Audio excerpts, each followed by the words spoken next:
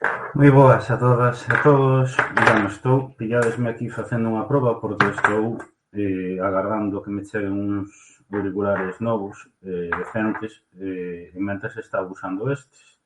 E só os coito por un, entón vou facer a proba así sen auriculares, así que a medida que vos ides conectando, se me decides como se me escoita, mellor.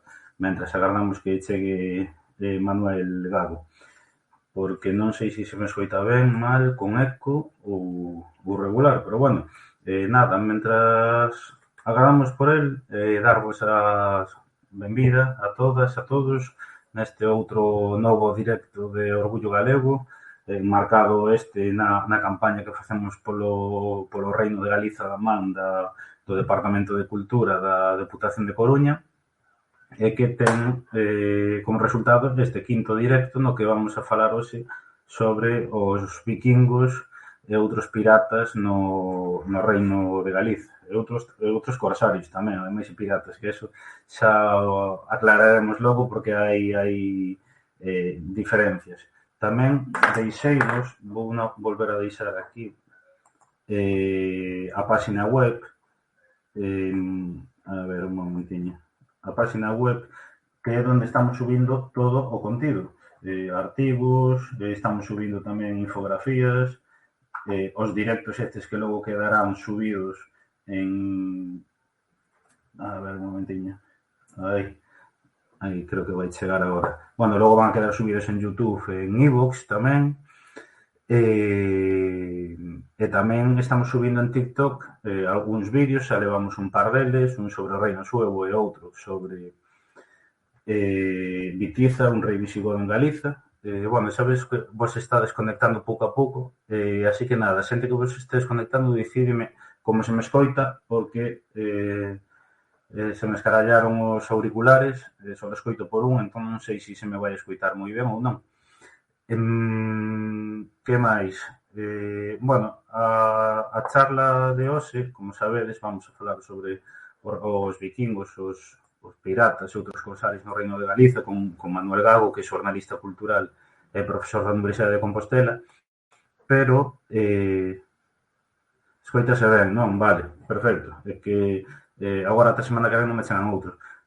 E vamos a tocar un tema que é moi interesante, que nós tiñamos enfocado primeiro só para os vikingos, pero que logo non se a posibilidade de abrir a outros piratas, outros corsarios, e que vamos a tratar xa. Vamos a ver, voulle dar paso.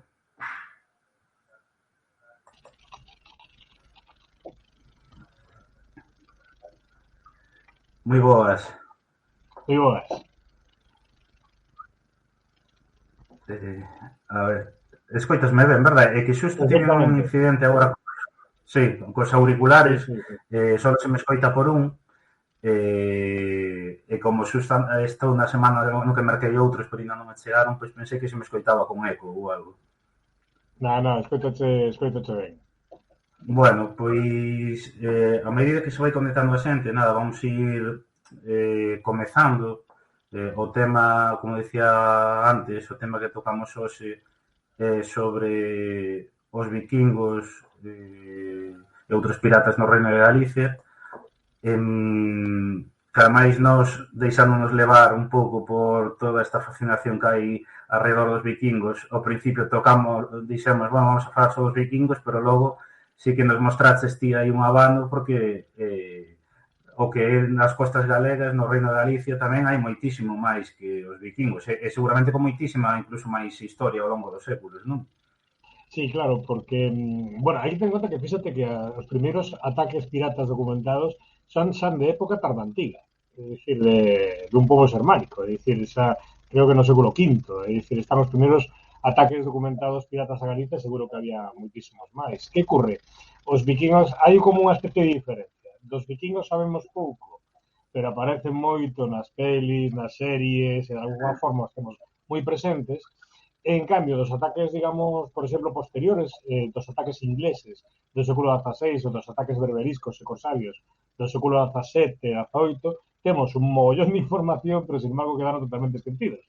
Así que prestamos moito máis atención ao que temos pouca información que o que temos un mogollón, a pesar de que nese segundo caso tamén hai moitas historias humanas. Por eso me gustaba un pouco ver isto todo nunha secuencia, non? É dicir, os vikingos estuveron 200 anos, digamos, atacando máis ou menos entre o século IX e a metade máis ou menos do século XI, pero que despois tuvemos ataques aquí piratas hasta o século XIX, desde Sí, moitísimo sí. antes.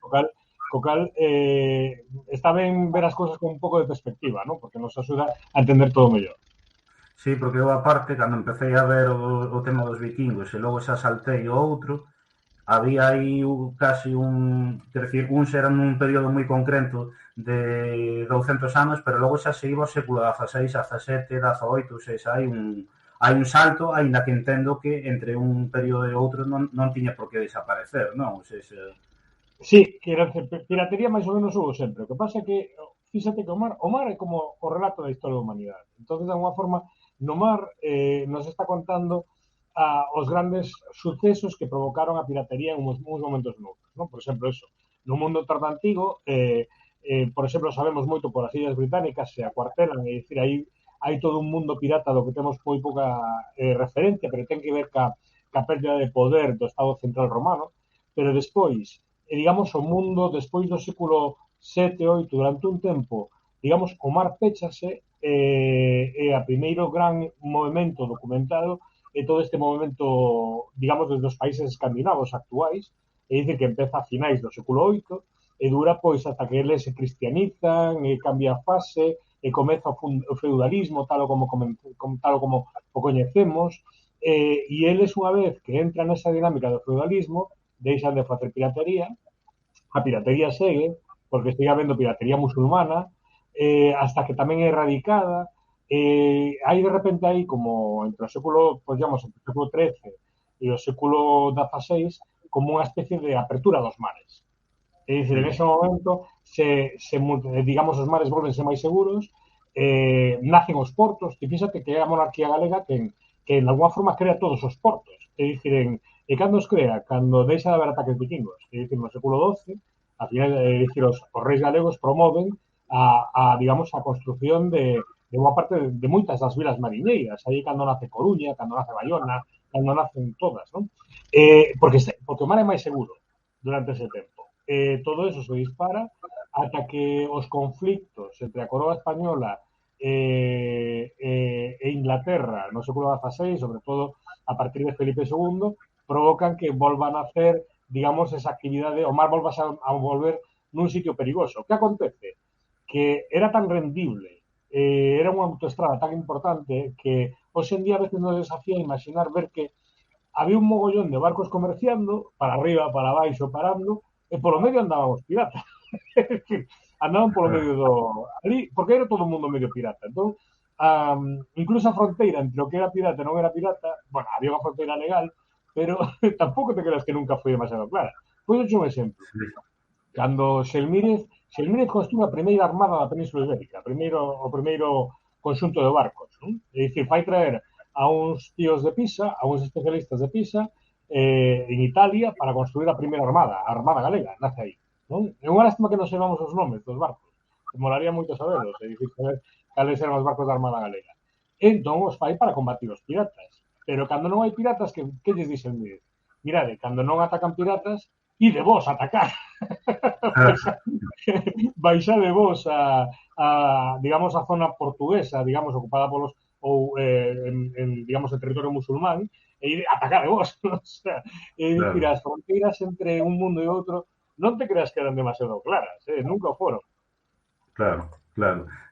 Vamos a entrar logo sobre iso e retrocedendo a todo o que é o período vikingo. Eu, bueno, xa falábamos aí dun período do século VIII, século X, máis ou menos.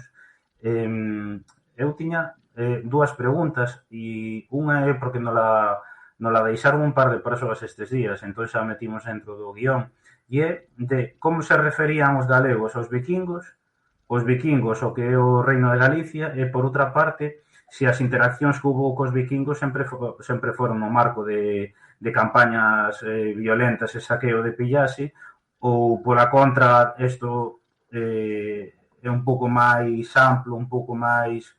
quer decir, que moitas veces estudaron as crónicas en termos a perspectiva se lles poñía sempre como violentos, pero non sempre foi así. Un pouco esas dúas preguntas. Sí, bueno, son preguntas moi interesantes, non? Primeiro é porque o nome dos vikingos, porque o nome dos vikingos é moi curioso o que significa. É dicir, nós chamamos de vikingos, pero un galego do século IX, do século X, non lles chamaban vikingos. Claro. Que quere dicir vikingos? Vikingos quere dicir saqueadores. E entón, cando eles se chamaban que, eles digamos que iban a facer viking. É dicir, les iban a vikingo é a acción de ir de saqueo, ir coller un barco, ir a un lugar, saquear ou volver. Eso vikingar.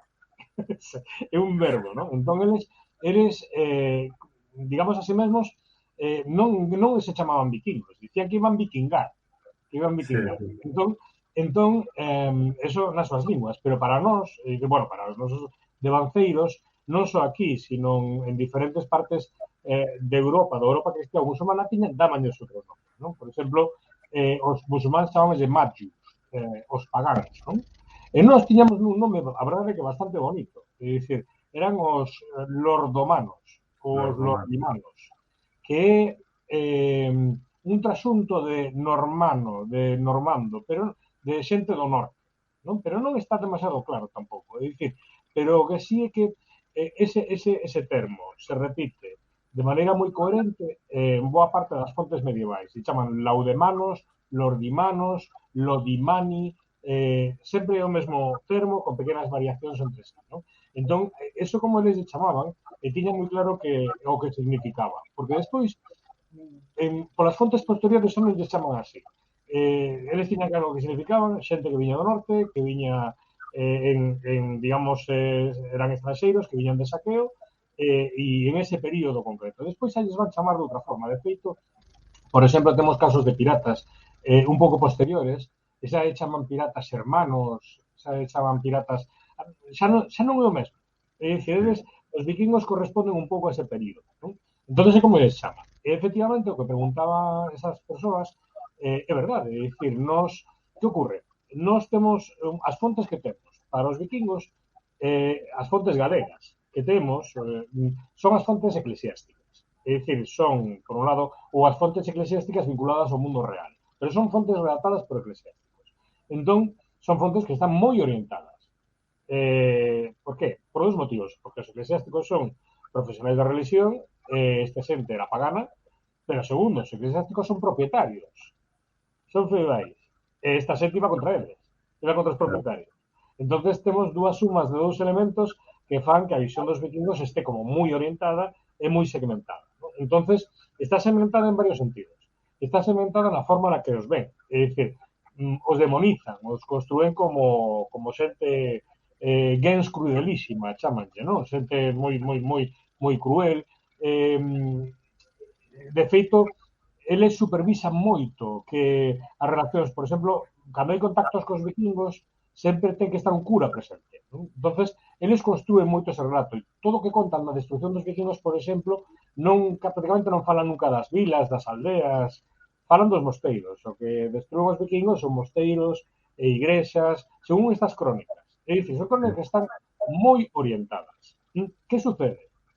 Que cando comparamos, por exemplo, cas fontes vikingas que falan bastante de Galicia, claro, temos unha película un pouco diferente. Eso non quere dicir que a película vikinga sexa máis objetiva, é tan orientada como outra, pero noutro sentido, non? Pero que nos dá a peli vikinga? Que nos dan as crónicas vikingas? Pois unha maior diversidade. É dicir, os vikingos xa non falan só de saqueo, senón falan tamén de outro tipo de condicións. A parte hai que imaginarse, fíxate que un tópico que hai é a imaxe do vikingo queimando sitios, non?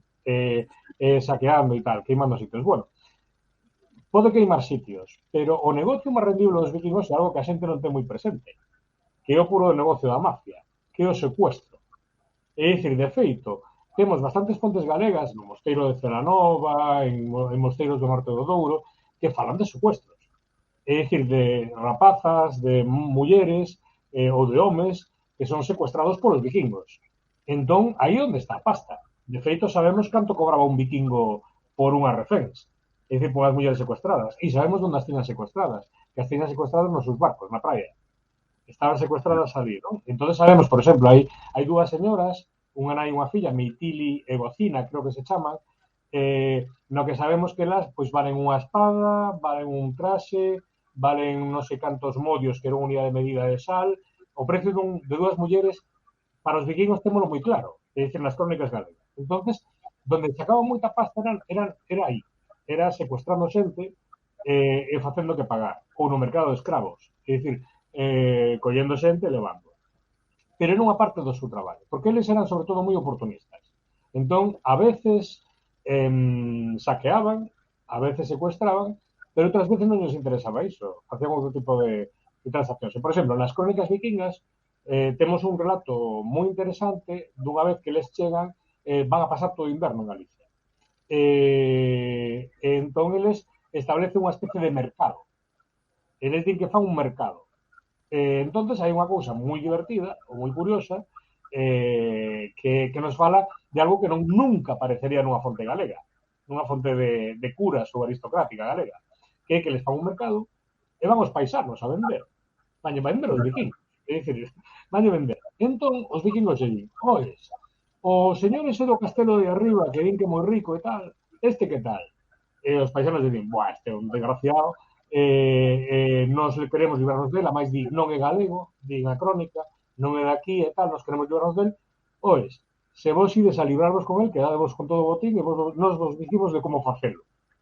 Claro, isto nos desafía, pero eso nunca vai aparecer nunha crónica galega, esa historia. Claro. É dicir, tampouco sabemos canto de verdad, pero nos fai sospeitar de repente que eses encontros son máis complexos. Eles sempre intentan gañar. A veces gañase gastar máis, pero si podes gañar sen correr demasiado risco, pois mellor. Por exemplo, tamén temos crónicas en Lugo nas que sabemos que están contratados como mercenarios. Algo que é moi coherente. É dicir, hai contingentes vikingos loitando en Galicia dentro das guerras civis que había no século X en Galicia e eles están loitando, é dicir, como mercenarios. Algo que é moi coherente, porque eles tamén moitas veces noutras partes, sabémoslo por outras partes de Europa ou por Bizancio, que funcionan como mercenarios, é dicir, é un traballo moi rendible ser mercenario. Entón, bueno, xogan a eso, non? E como lle chamaban a Galicia? Pois chamaban de Galicia. Chamaban de Galizalún, Galizamar, ou moitas veces Jacobsland, a terra de Santiago. Hai que ter en conta que Santiago é a referencia a nivel de Europa e para eles é como un panal, é dicir que é como un panal chamando para eles, é dicir, entonces moitas veces chaman Jacobsland, pero outras veces chaman de Galiza, Galizalún, Galizamar, chaman das dúas formas, non? Pero bueno, é dicir, a referencia a Compostela é como moi importante no seu mundo. E claro, entendo que sabemos logo pois de todos estes movimentos nas poboacións galegas cara a zonas altas, cara ao interior e tal, derivado da presenza dos vikingos, sabémolo das propias crónicas galegas, non? Sí, é dicir, aí temos hai como, digamos, dous tipos de fonte. A primeira, que está moi ben, é a propia historia compostelana, que é a historia que manda redactar Selmírez pois un século e pico despois do gran fluxo de invasións, pero na época de Semíndez había ataques piratas pero musulmáns, ¿no? Pero el recorda e entonces explica fala da Ría de Muros e falan de que en Montelouro, na Illa da Creva, en Muros, ali se refugiaban os piratas, ¿no? Entonces el di que nese tempo en Galicia a xente fuxía da costa ou digamos ou das partes baixas e se refuxiaba no monte, non? Entón, di unha palabra moi bonita. Eles falan de que a xente se refuxia nas espeluncae, é dicir, nas espeluncae. E lees este texto, eso dice, que raio é espeluncae? Bueno, pois é moi fácil de saber. É dicir, hoxe en día temos exactamente ese termo, en Galicia o conservamos. Son as espelucas. Sabes o que son as espelucas? Non. Pois estás farto de velas. As espelucas son, sabes cando os penedos se xuntan e fan como esas coviñas, esos abrigos? Sí. Pola túa zona tedes mogollón, e dice que fan eso. É unha espeluca. Entonces eso aparece na crónica compostelana de que a xente se iba a vivir a eses lugares. No alto do monte, as espeluncas. Entón, o que non temos é confirmación arqueolóxica, porque tampouco se buscou. É dicir, nos últimos anos sí que hai algunha excavación no Barbanza, por exemplo, que ten aparecido cabanas desa época. pero non sabemos si son estacionais. O que parece ser é que parece que éramos un pouco transhumantes, é dicir, que durante o inverno se vivía abaixo, bueno, máis ou menos preto do mar, nos cultivos, e no verán, no momento no que podían coincidir os ataques vikingos, é dicir, a xente subía arriba ao monte, non? Entón, Claro, isto é moi importante, porque en Galicia o territorio foi sempre a nosa maior defensa. Sempre. É dicir, o territorio sempre como... É dicir, os vikingos, eu teño recorrido boa parte das paisaxes vikingas de Europa, que eran autoestradas. É dicir, para un galego, eso era autoestradas. É dicir, les chegaban, collían a antigua vía romana que houbera, non había un problema por ningún sitio. É dicir, todo pan, todo chairo, non? Claro, aquí Galicia é unha fortaleza en si mesma. Para claro. unha mentalidade, un atacante. Hoxe en día, non, como temos moitas autoestradas, non somos moi conscientes, pero para un tipo de hai 1000 anos, isto é impenetrable.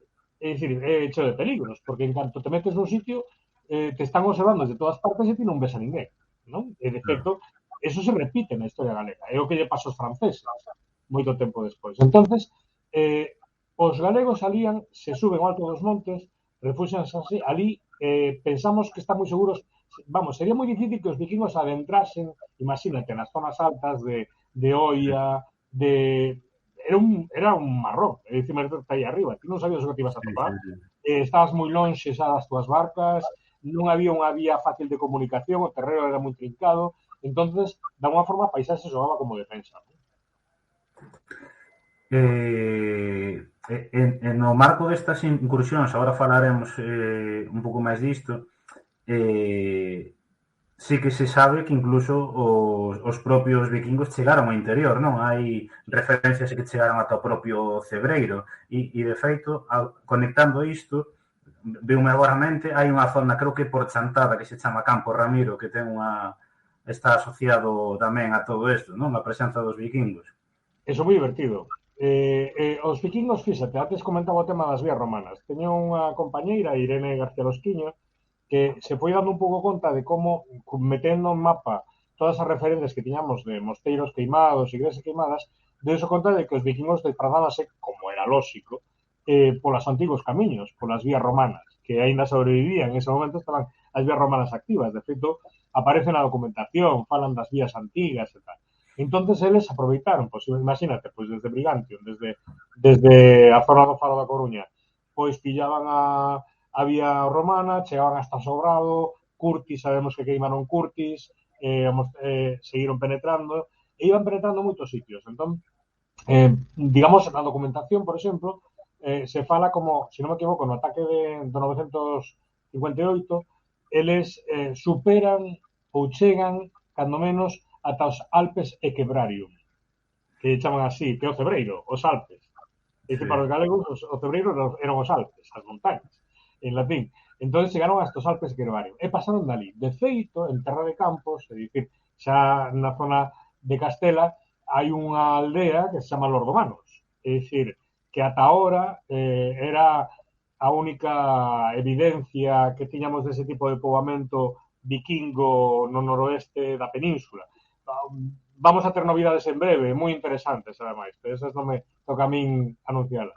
Vai haber alguna novidade interesante. Pero sabemos que les chegan hasta ali, sabemos que se meten por interior cando poden, sabemos, por exemplo, que descubren San Xoán da Cova, que no río Ulla, ven ali en Vedra, métese por moitos sitios, e o episodio que ti comentas de Chantada é un episodio moi curioso, porque non o temos recollido na documentación da época, pero aparece en textos posteriores, en textos do século XVII, XVIII, pero aparece como unha tradición oral moi forte, e que está asociada a un lugar flipante que hai actualmente baixo en Coro de Belesar, que é Castro Candás. Castro Candás é un lugar, é unha fortificación que quedou mergullada baixo en Coro de Belesar e que lle pasa un pouco como Atlántida. É dicir, que algunhas veces o ano, cando vais ao nivel de Encoro, aparece, emerxe. Non? Entonces, cando ti vas a Castro Candás estaba aí abaixo protexendo o paso do río.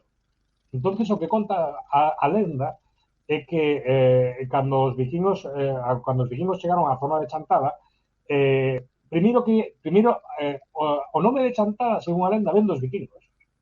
ven porque a xente fixo un seto, unha especie de plantata, unha empalizada de madeira para protexerse do ataque vikingo.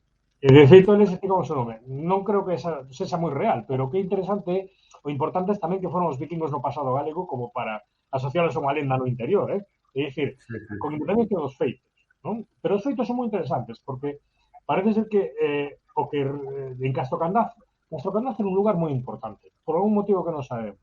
Eu teño visto documentación na Biblioteca Nacional, que ainda non publiquei, de unhas lendas increíbles, digamos que toda a nobreza do interior de Galicia quería descender de Castro Candás, de ese lugar. Querían ser descendentes. Y en ese lugar, según estas lendas, que están na Biblioteca Nacional, según as propias lendas, din que ese lugar é o lugar no que casaron unha princesa galaica con un general romano.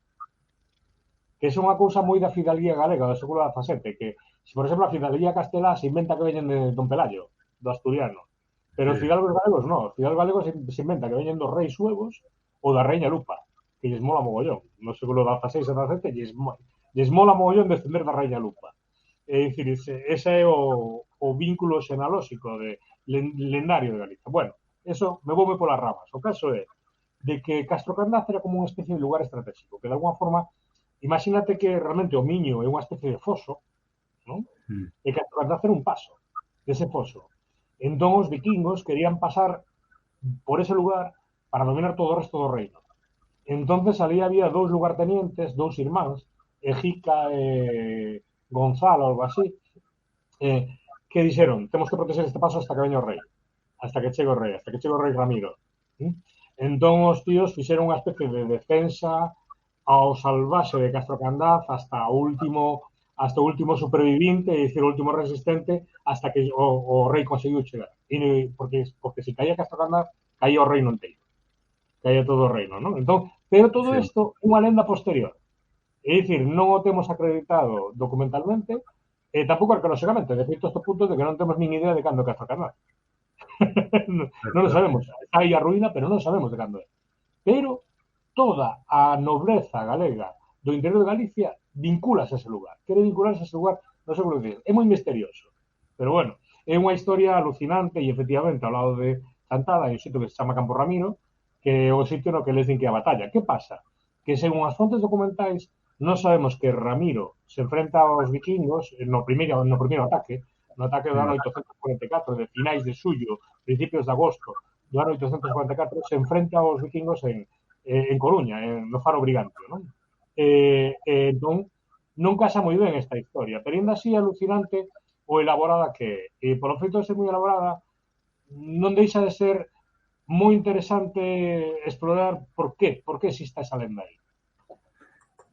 E que falábamos agora destas batallas, o certo é que falábamos un exemplo, por exemplo, o de no Faro de Brigantium, pero temos numerosas batallas. Eu tiña aquí anotado, por exemplo, o conde Gonzalo, o bispo Rosendo, que se lle venceu aos vikingos, ou seja, quer decir, a fama que hai deles é que eran grandes batalladores, que sempre gañaban, conquistaban, saqueaban, pero é certo que aquí tiveron, bueno, non sei se dicir o seu talón de Aquiles, porque igual un pouco usado, pero tiveron enfrentamentos e tiveron numerosas derrotas, e ademais así está documentado.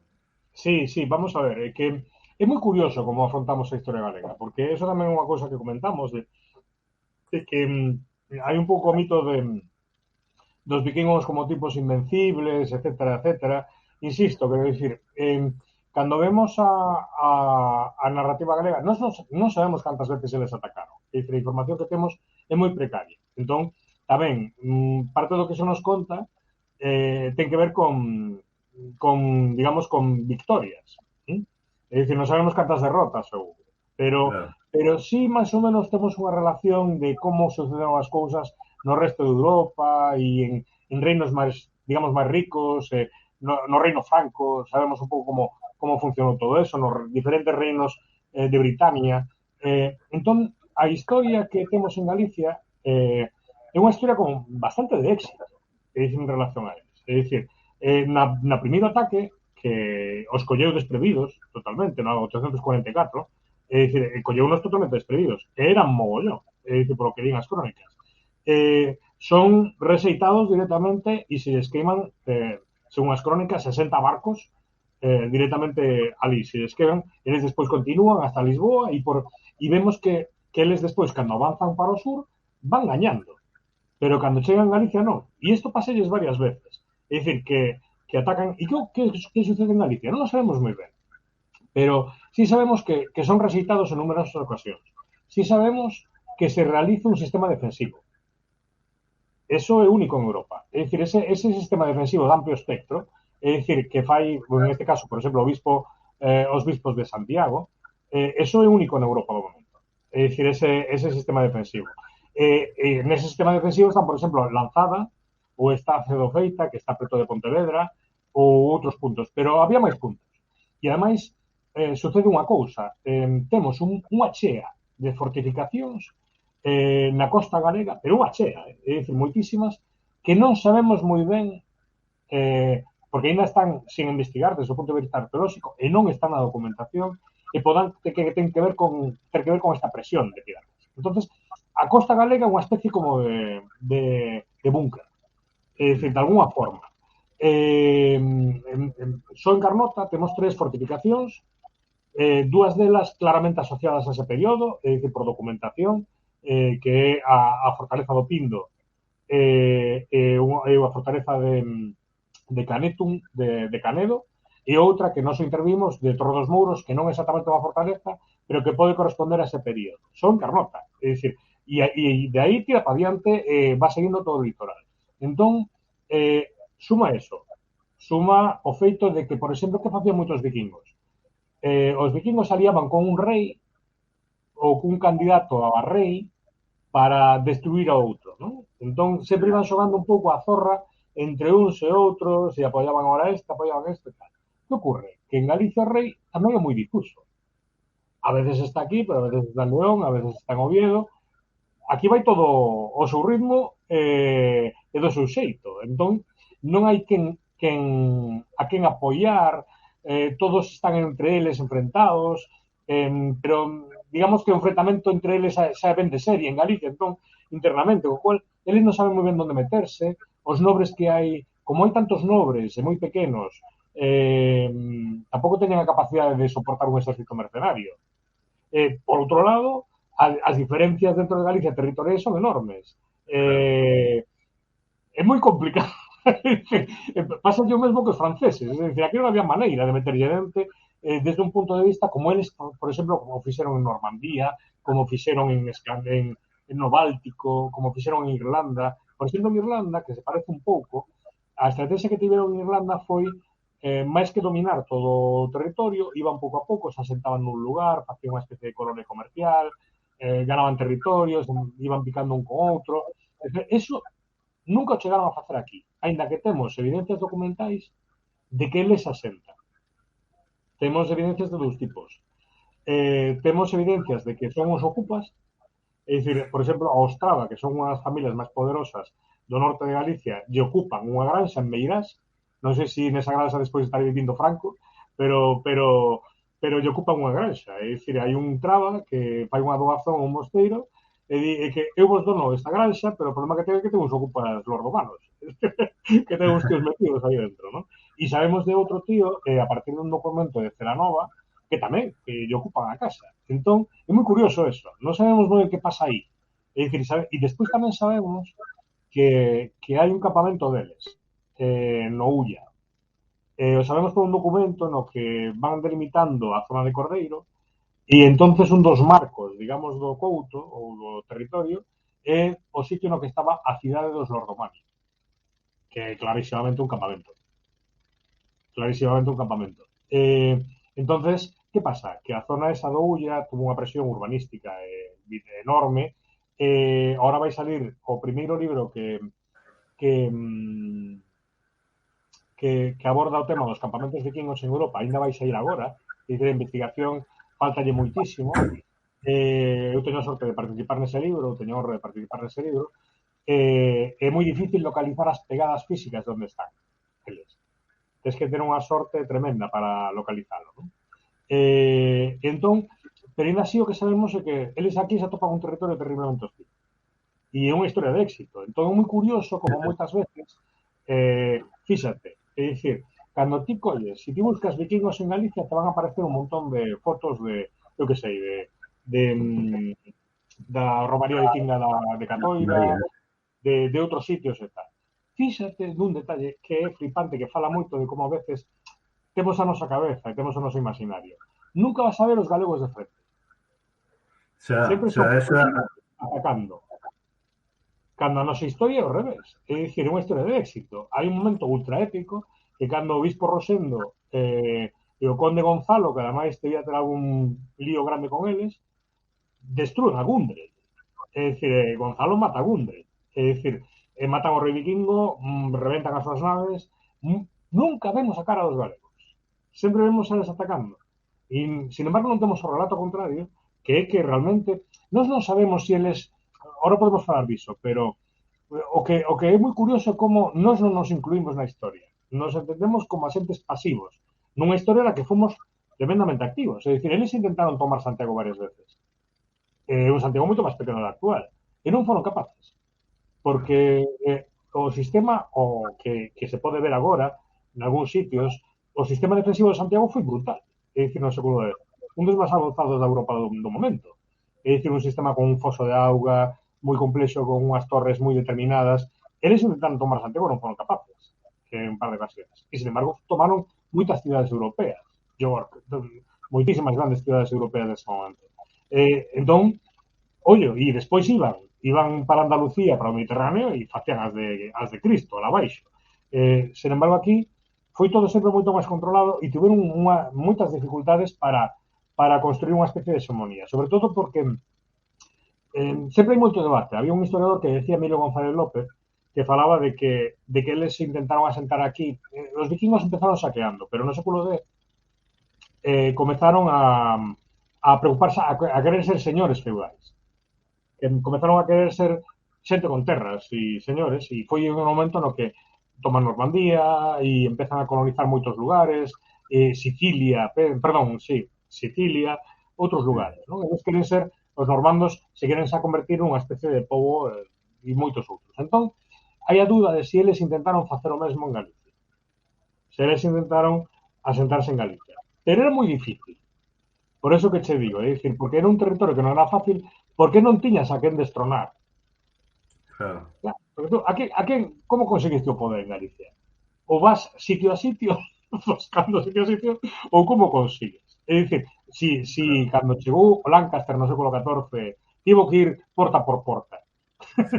Nas cidades, porta por porta, tuvo que ir, a ver, déxate, non había ninguna soberanía central, todos tiñan moi claro que eso era un reino, pero o rei, bueno, pois prefería moitas veces, se había problemas, pasaba as montañas por outro lado, é dicir, e estaba ali, entón non había eso, co cual pode que lles interesara, porque quedaba no marco do camiño cara ao Mediterráneo, era un espacio vizoso, interesante, pero era moi difícil conquistarlo. Se o comparamos con Normandía, con Inglaterra, que é outro Chairo, coas zonas de Escocia nas que se sentaron, coa zona de Dublín, que tamén é super fácil de conquistar, eles tuveron unha cidade moi importante en Dublín, é dicir, Dublín foi moi vikingo.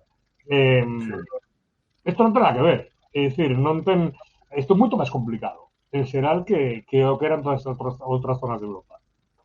E xa só empezando, claro, que falábamos pola costa, non? Que a costa ten 50.000 recunchos, moi agreste, o sea, temos que imaginarnos se toda esta historia que hai, por exemplo, da Costa da Morte do século XIX, da Fundimentos, levado ao século VIII, IX, X, chegando en barcos, ou seja, eso teria que ser, bueno, incluso a zona de Coruña, nos vemos como é arredor do faro da Torre de Hércules, como é aquela zona, ou seja, sería radicalmente diferente o que é a zona. E logo, sobre isto, eu tiña unha pregunta, porque a min nunca me quedou claro, e é o tema das Torres Oeste, porque hai unha historia coñecida, pero eu lembro de ler, que non profundicei moito máis nela, que din que realmente esas torres, esa fortificación non se fixo en concreto polos vikingos, ou seja, é algo máis, unha, digamos, unha, bueno, non unha lenda, pero non foi, digamos que non foi o motivo principal. Eu non sei se eso é certo ou non.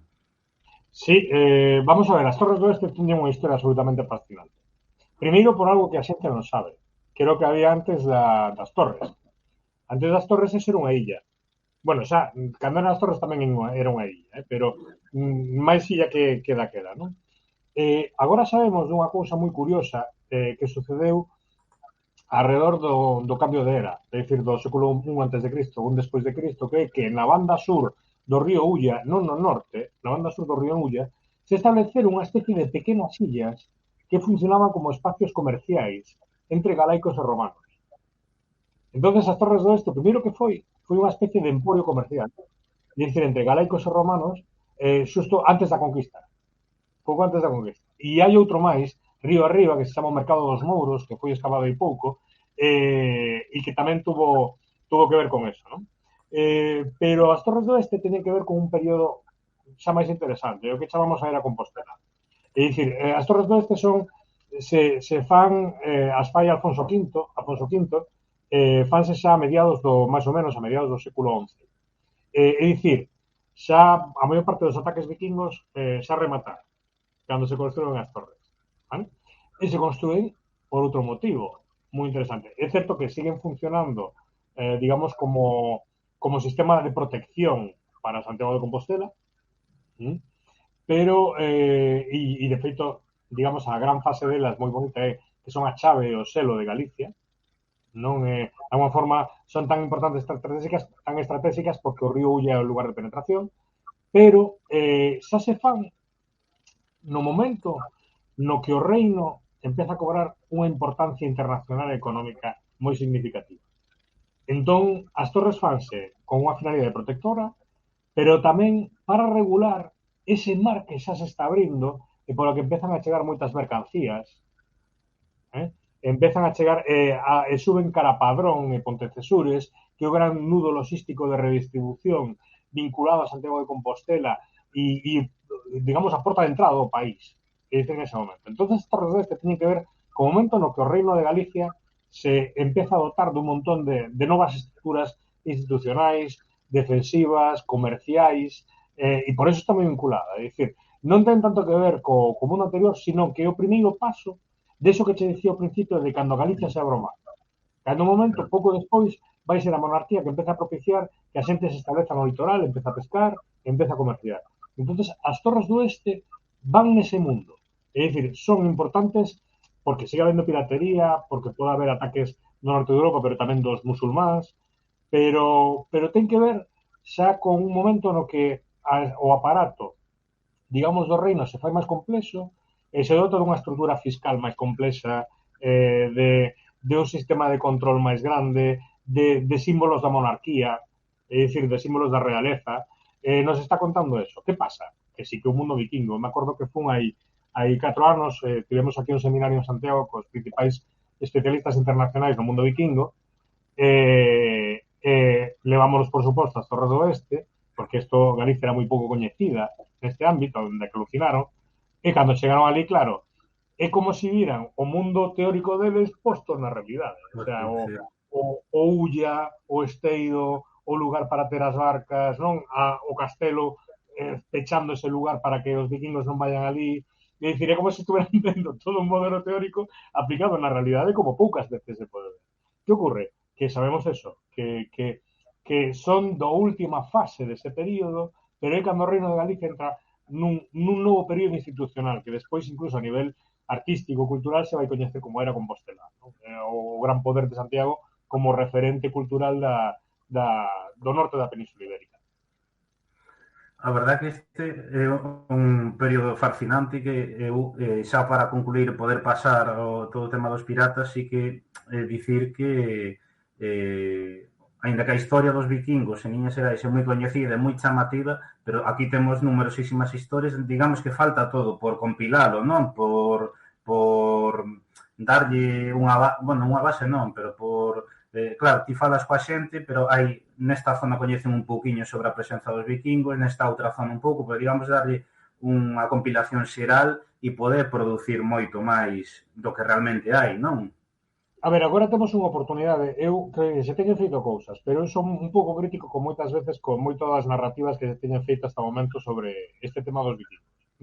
Porque moitas veces ou se deixan levar por entusiasmo ou a veces hai cousas, sonche moi sincero con eso, hai cousas que non me gustan nada na fascinación da xente polos vikingos.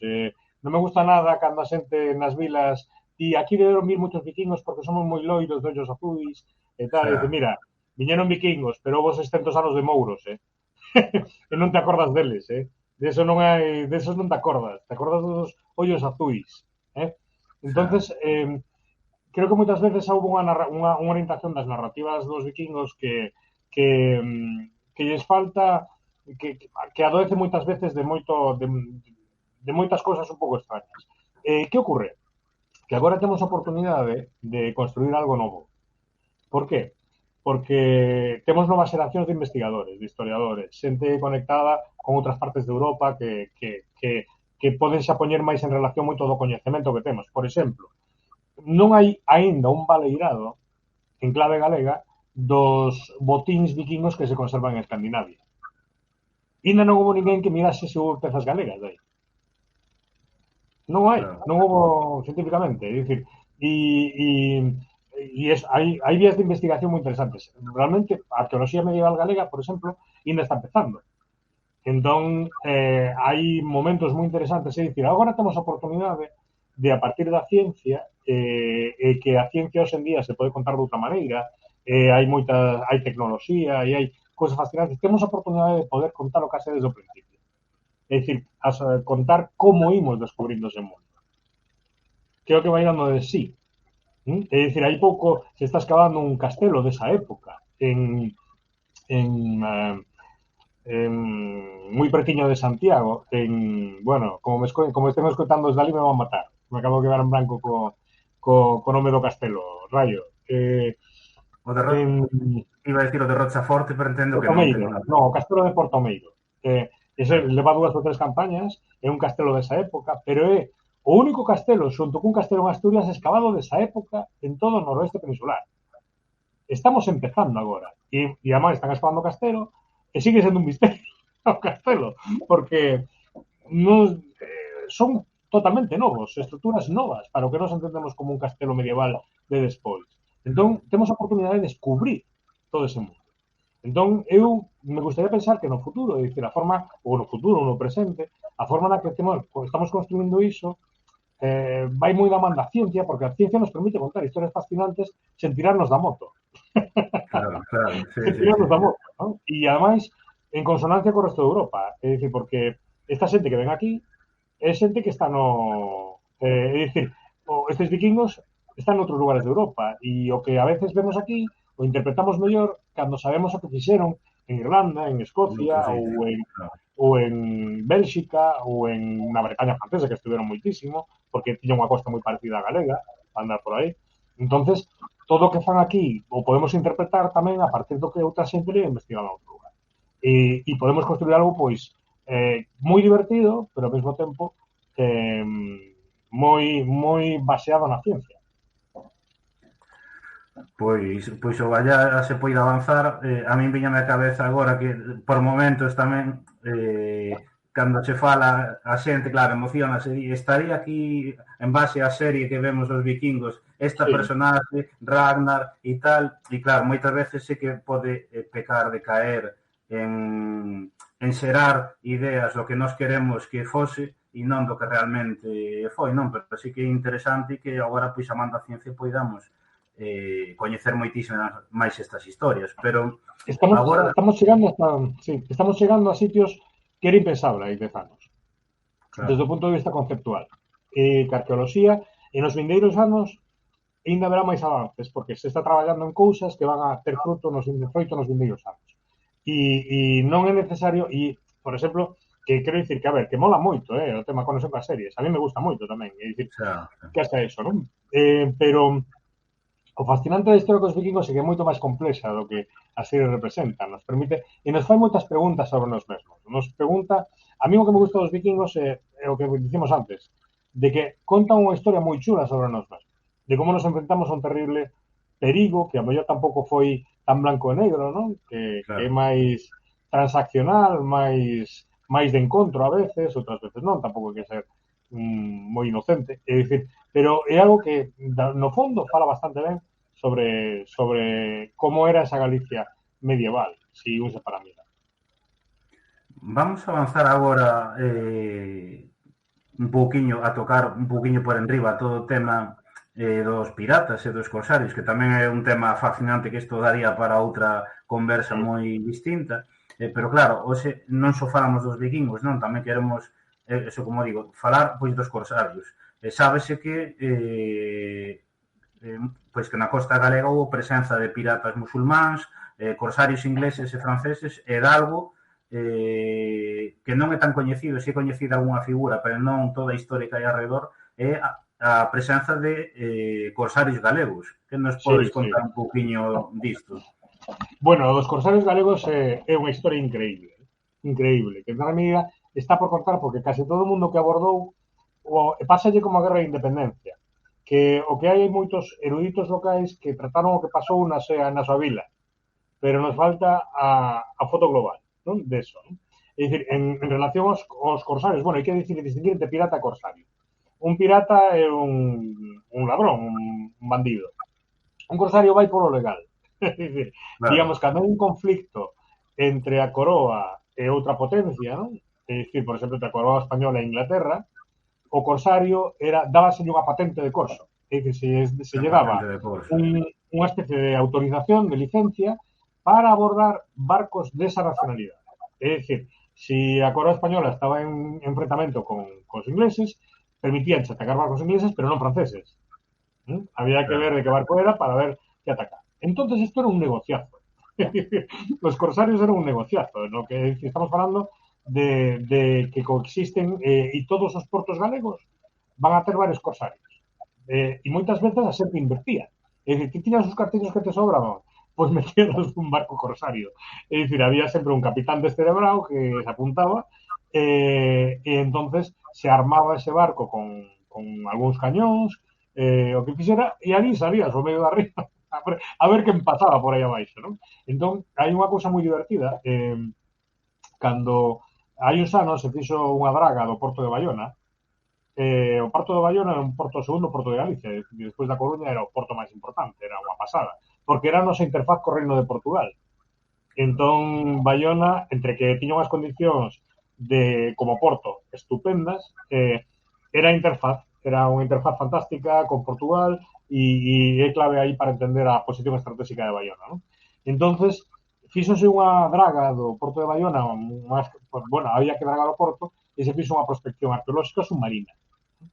O que tal saleu de aí abaixo é increíble, porque empezaron a aparecer cerámica chinesa, cerámica dos Países Baixos, alemana, de todo tipo, pero de todo tipo. E que era?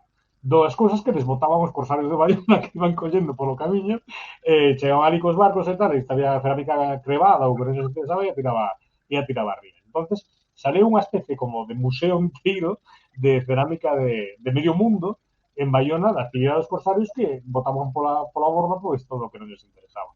Entón, era un gran negocio no que ademais, digamos, tomaba mantaxe das rías, non? E das rías e das illas, non? É dicir, para eso. Entonces, o mecanismo, hai historias absolutamente peliculeiras. É dicir, por exemplo, hai por exemplo, nas CIES pasaron cousas que hoxe en día hasta nos desafían, é dicir, dos sorprendentes que chega a ver, non? É dicir, por exemplo, hai unha historia que foi a do Fortuna, vale? Que era un barco de Vigo que inicialmente chamábase Santa Victoria, pero eles cando puxeron os nomes dos barcos corsarios molaban moitísimo. É dicir, eran Fortuna, o Audaz, o Intrépido, os barcos galegos, se inventaban poñente nomes dese tipo, non? Entonces, ao Santa Victoria rebautizaron como Fortuna. O Santa Victoria tiña un cañón, solo. Tiña os tripulantes e un cañón. Entón pasou un barco inglés, o Friendship, o Amistad. E pasou en Portugal empezaron a perseguir. Entonces o Friendship tiña 12 cañóns. Bueno, pois os do Fortuna lle foron seguindo, perseguindo con maniobras, disparando co seu cañonciño e tal, hasta que ao final o capitán Maruri o capitán Maruri mandou orde a abordaxe. Ali saltaron eles para dentro e tomaron o Friendship un solo cañón, non? É dicir, frente a un barco superdotado. E houve outra en Vigo, que non me acordo do nome, en Cies, que foi increíble, tamén de corsarios galegos, que atacaron tamén outro barco inglés, se non me equivoco, entón o barco inglés disparoulle, ibanse disparando polo camiño, porque estes combates duraban horas, é dicir, eran persecución durante horas por medio do mar. Entonces dispararon impactaron o barco galego se empezou a fundir e o capitán dixo non nos vamos a fundir. E co que puderon lanzáronse contra o barco inglés e fixeron unha abordaxe mentre se afundía o seu propio barco e tomaron o barco inglés, ¿no? É dicir, fixeron eso. Houve sobre unhas 170 abordaxes durante a metade do século XVIII. É dicir, 170 barcos capturados. É dicir, entonces, este mundo era un mundo hoxe en día nos resulta moi desafiante entender todo eso que sucede, non? É dicir, para o noso mundo, porque hai que ter en conta que o mar era unha autoestrada, é dicir, era aquí diante era o paso de toda Europa, é dicir, para arriba, para baixo, entonces a veces nos resulta moi difícil entender. Por exemplo, no século XVII, 1617, cando se resiste o primeiro ataque dos piratas berberiscos. Os berberiscos eran mouros do norte de África, que estaban en Cidade República, como Tánger, por exemplo, ¿no? Entonces, eles de repente hai un momento que hai un fuxido holandés que se ensina a fabricar barcos capaces de resistir o Atlántico. Entón, hai un momento no que eles consiguen pasar o Atlántico. Empezan a subir. E ademais saben que van subindo e os portugueses van avisando os galegos de que van subindo. Pero que eso pasaba ao revés tamén. Que é algo, por exemplo, os galegos avisaban os musulmáns cando chegaban vikingos. Eso sempre nos resulta desafiante, pero témolo documentado. É dicir, como os nobres galegos avisaban os musulmáns de Córdoba cando os vikingos aparecían na costa galega. Isto todo nos desafía na cabeza, non? Entonces, volvemos a 1617. Temos a 11 barcos berberiscos de piratas berberiscos nas Illas Cíes. Os tíos chegan a Cíes e non atacan. Quedan ali. Quizás calibrando, estudando a costa, indo misións, pero generando un estado de pánico. Pero ao mesmo tempo, tamén deu posibilidade que as forzas galegas se prepararan, non? Entonces, cando empezaron os combates na ría de Vigo, que empezaron atacando Vigo, non foron capaces de atacar Vigo, despois intentaron Redondela, se non me equivoco, ou Chapela, eles non foron capaces. Claro, están ali os 11 barcos polo medio da ría, e polo medio entra un mercante de Brasil con cargamento de azúcar, que anda polo medio, entonces os piratas berbericos dicen, mira que ven, e van a atacar o mercante. Entonces van os galegos, van a proteger o mercante brasileiro que acaba de entrar na ría, que o tío nin se debía saber, nin esa xente non debía saber que están os piratas no medio, e van a protegerlos no medio do follón. Entón, hoxe en día tendemos a ver as cousas como unha película, non? Están os piratas aí, están os outros aí, pero o mundo estaba tremendamente mesturado. E na Galicia de época todo tremendamente mesturado, non? E hai unha historia flipante que é moi pouco coñecida. Eu teño ganas un día de escribir, vou escribir en breve con Devagar, que é que, pero claro, os piratas acaban conseguindo unha cousa en Galicia.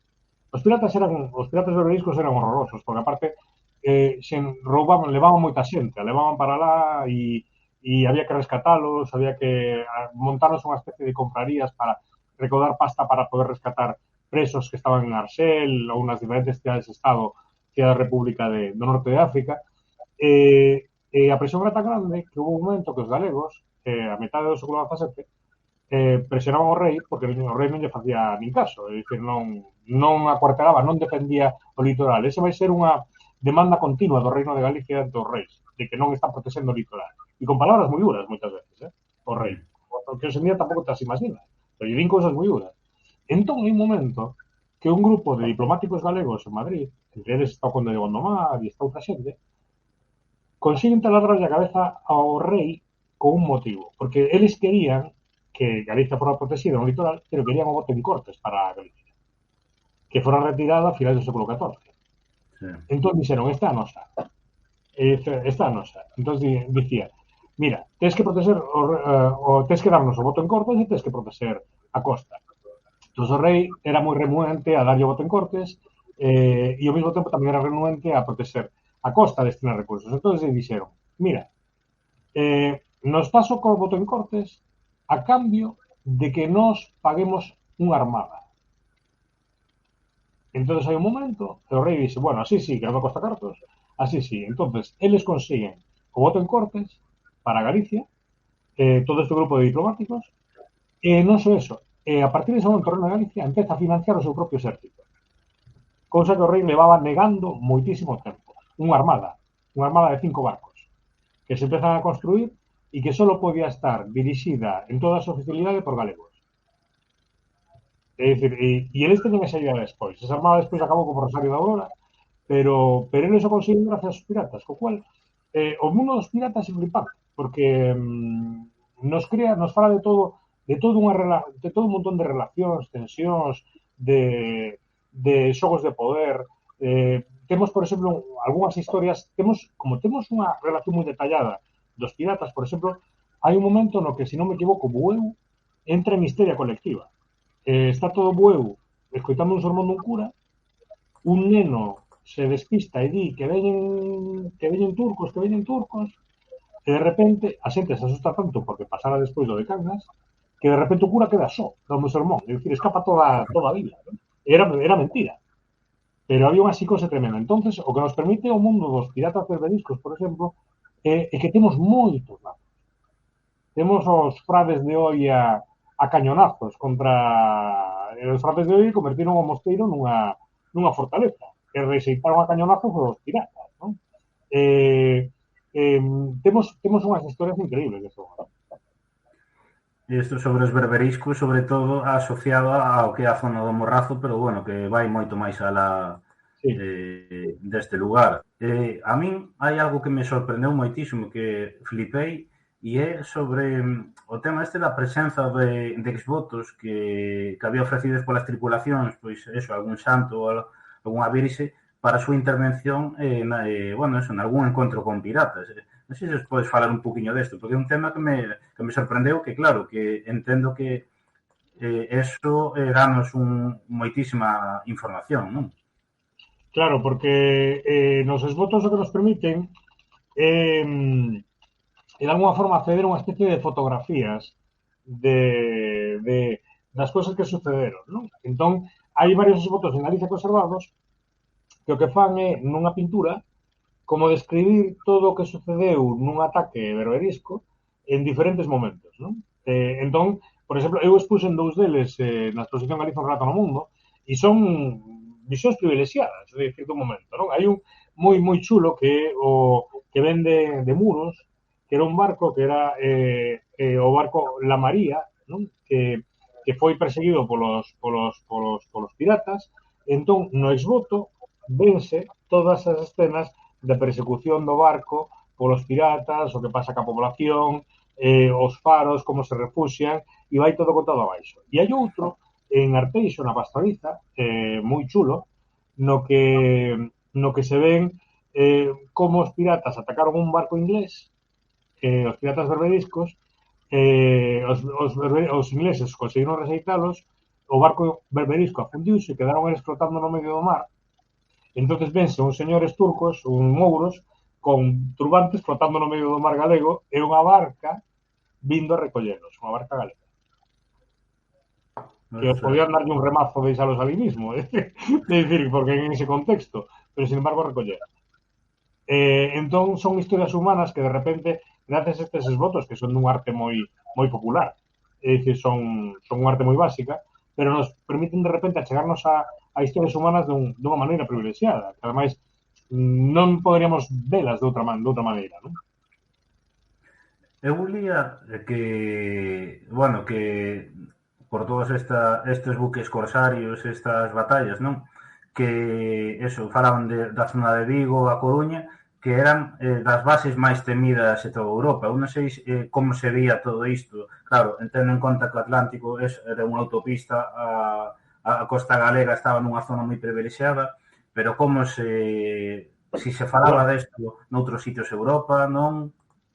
Vigo, Coruña, pero en Ribadeo, Viveiro, Malpica, Pobra do Caramiñal, non sei se en Ribeira chegou a ver, Muros, moitísimos. Corcubión, había un dos meus preferidos, que era o Capitán Agramunt, que hai varias casas en Corcubión que son casas de corsarios. É dicir, e se conservan as casas preciosas, ademais, e son casas de corsarios pois, entre o século XVIII e principios do XIX. Moitas delas que aínda se conservan a tradición oral, un pouco as aventuras dos señores. Por exemplo, Agramunt, se non me equivoco, Agramunt pasaba despois de vello todas as tardes fumando cunha pipa de marfil. É dicir, a xente recorda unha especie de pipa labrada, que sabe yo onde colleu. É dicir, fumando todas as tardes, botando unha man a xente e tal, porque eran tamén xente bastante respetada no seu territorio. Entón,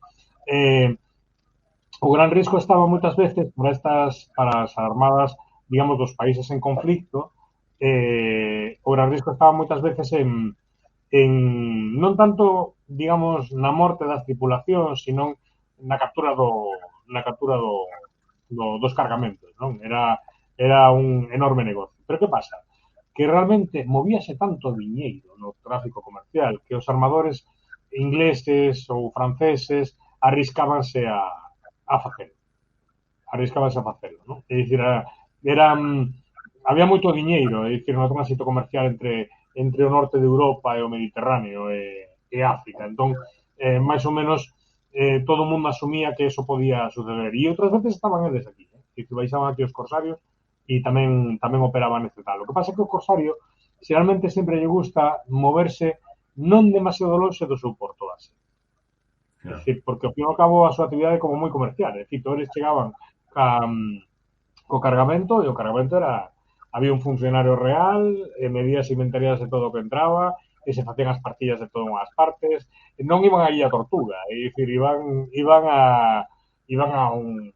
Era como se tras un cargamento, pero apresado, digamos, desta outra maneira, non? Entonces, digamos, xogábase moito con eso e hai un momento no que pero eso o sucedía en toda Europa. Que pasa? Que en Galicia había moitos porque era zona de tránsito, é dicir, en Irlanda non había tanto corsario, un pouquiño, porque ali só pasaba xente que iba para ali. É dicir, pero, por exemplo, e tamén entre os Países Baixos e Inglaterra, bueno, pois había, pero non había tanto no canal, non? É dicir, pero aquí era un sitio estupendo para facer o corsario. Preguntan por aquí, e xa aproveito eso, que estamos no final, se algunha persoa ten algunha pregunta que deixe no chat, se hai algún libro documental ou algún lugar, eso, algunha reseña, onde profundizar máis sobre piratas e corsarios galegos. É o que decía antes. Vamos a ver, pásanos como na Guerra de Independencia, que todo o que temos é como moi viejuno. É dicir, hai moi poucos libros que aborden isto desde unha perspectiva galega. Hai moitos traballos pequenos en prensa, feitos por eruditos locais, historiadores locais, en revistas dispersas, pero eu, igual me estou confundindo e mellor hai algún libro que me está escapando. Pero eu creo que ainda non hai un bo libro alrededor do corsarismo galego do século XVIII e principios do XIX, que de alguna forma reflicta o fenómeno e os componentes humanos que foron moi interesantes. Está en información moi dispersa. Comentan por aquí tamén, claro, sobre o tema dos piratas, sobre Benito Soto, pero claro, en Benito Soto é o que falábamos antes, era un pirata, non era un corsario, a fama que tiña él era distinto, pero sin embargo é unha persoa que pasou a historia que é moi coñecida, pero que non hai, digamos, corsarios concretos ou que se saiba tan detidamente como é con Benito Soto, non? Sí, é dicir, Benito Soto é un pirata, era un elemento de moito cuidado, pero un tipo moi agresivo, moi sanguinario, sendo un rapaz, porque él sí.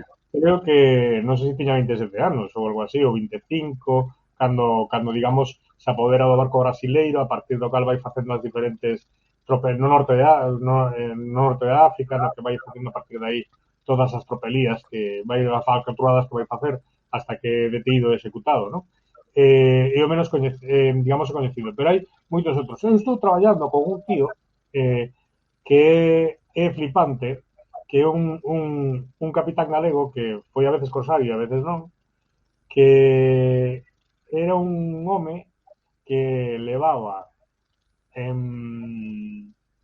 propaganda É dicir, é un home que a altura de 1789, durante a Revolución Francesa, levaba propaganda republicana francesa a América, de extranjero. Entonces, Ostras, temos os informes policiais que saben que este tío trafica, non trafica con tabaco, bueno, tamén traficaba co que podía, pero este tío estaba especializado en levar propaganda da Revolución Francesa. Entonces fala moito dos portos galegos e a súa relación con outros sitios, non? Que levaba a México era de todo tipo. Por exemplo, creo que unha vez levou estampas de cando guillotinaron ao rei de Francia, non? A Luis XVI. Foron capturadas en, digamos, en México, non? Hai ese tipo, hai no mundo dos corsarios galegos é un mundo do que temos bastantes datos, que hai moita lenda, pero sobre todo o que falta é, de alguma forma, poñelo por escrito e contala ben. Pero temos, como digo, claro. historias increíbles ao longo de todo, e aparte de xente e movéndose por todo o mundo e protagonizando cousas bastante increíbles. ¿No? É Porque como, por ese, exemplo, hai unha sí, historia, estas historias de piratas, hai unha historia moi colateral, pero que é moi interesante, que conta unha novelista irlandesa, Morgan Yewlin, que fala da gran pirata irlandesa de Grace O'Malley, do século XVI, que é unha pirata que tiña que estaba no sur de Irlanda, ¿no? E o barco dela, en teoría, era da Coruña. Sempre, claro, é católica en Irlanda, no momento no que están enfrentados contra os ingleses, eles viñen moito a Coruña, son unhas conexións moi interesantes, que eso que di Morgan Gigoli, non sei se é certo, teria que investigalo máis, non? Pero tampouco me extrañaría nada, porque, bueno, por outros datos que hai por aí, de que había ese tipo de conexións. Entonces, o mar era un espacio de liberdade en moitos sentidos. e xa, para rematar, claro, porque todo isto que está por investigar está, que decían por aquí, si está concentrado, quer decir, pois imagínate, no arquivo do Reino de Galicia ou donde, quer decir, de onde se saca toda esta información. Moitísimos sitios. É dicir, desde no arquivo do reino hai bastantes cousas, pero despois nos arquivos locais, e despois hai moitísimas cousas en Simancas, no arquivo xeral de Simancas, nos arquivos do Exército en Madrid, é dicir, do Museo Naval de Madrid. A partir do século XVIII, é dicir, todo isto do corso está moi regulado polo, pola coroa, non? Entonces, hai moita información porque se produce moito e moito está nos fondos históricos eso, ou que ten a coroa lá, ou que está no Arco do Reino, ou en algún outro sitio, pero sobre todo por aí. Pero hai moitas cousas desas por descubrir. Eu ainda outro día vi no Arco do Reino unha historia increíble da época da Guerra de Independencia dun bandido galego que digamos que o tipo andaba polo mar. Era un bandido que andaba e falan do mar, falan de que van entre Corrubedo, Ons, a praia de Melide, saltan para Sanxenxo, como que nos vamos en autobús dun sitio para outro, pero para eles a idea do mar non teña nada que ver con nós. É dicir, o mar, históricamente en Galicia, non é un foso, é un lugar de comunicación. É un espacio de encontro. Sí, sí, sí, sí. Pois con isto, poñemos fin xa levamos unha hora e 10, que é un pouco así que faláramos, a verdad que é un tema que me dá a impresión que pasamos moi por enriba, pero claro, necesitaríamos horas para falar sobre isto, pero eu creo que lle poda chegar ideas a xente tamén para que eles poidan investigar e ler un pouco máis tamén pola súa conta. E nada, agradecerte que estiveras connosco novamente, ademais tocando un tema que é moito máis bueno, sí, eu creo que sí, máis distendido porque estábamos últimamente falando que son temas moi interesantes, porque claro, son moito máis académicos, digamos, as revoltas irmandiñas, as raíñas galegas do século X, e hoxe, digamos, que tamén nos deu un pouco de un espazo, nos abriu unha fiestra para tocar pois un tema moi interesante que a xente, eu creo que lle xerou moito de interese, tiñamos moitísima xente conectada dun xeito máis didáctico, así máis, eu creo que máis devagar, non máis, eu creo que un tema que digamos que, non sei como dicilo, pero que tamén é moi académico, pero non tan A ver, académico.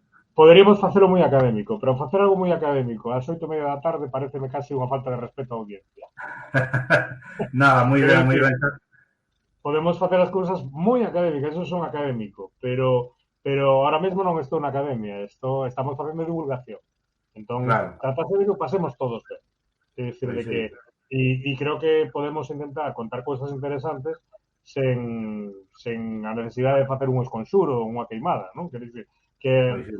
que o que eu agradeço moito o traballo que faz porque por sacar as cousas moitas veces da academia, precisamente, ou a axudar a que os especialistas moitas veces teñan que aprender a falar para un público xeral que non están acostumados. Entón, é moi importante que fagamos isto, que fagamos, porque isto é máis de, e isto é transferencia de coñecemento. Entón, Non só que agradezo moito que o fagas e que teñas esta campaña e que podamos chegar a máis xente, pero eu teño claro pola miña conta que ás 8:30 da tarde non lle solto un tixolo teórico a ninguén, nin a miña muller, nin a miña familia, nin e menos a audiente que non coñezo. É dicir, claro. Non, hai que non facer sei o un que pouco de... falábamos, eu comentaba yo a Carlos Barros e a outra xente que o que buscábamos con esta campaña era complementar os formatos académicos, pero directamente traendo a Twitch, traendo a YouTube, traendo a iVoox, e buscar todo este formato pois tan que isto, máis ou menos eu creo que máis académico, habitualmente pois formámonos sobre o reino en foros, en congresos, en grandes conferencias, pero tamén pois achegalo pois por outra vía máis non de andar por casa, porque parece que é un pouco máis despectivo, pero que eu creo que pode servir para a xente pois para introducirse no tema e a partir de aí pois poder documentarse máis e formarse un poquinho máis. Entón, nada, agradecerte a túa presenza novamente. Pois nada, para min é un placer estar con vos. Graciñas. Chao. Chao.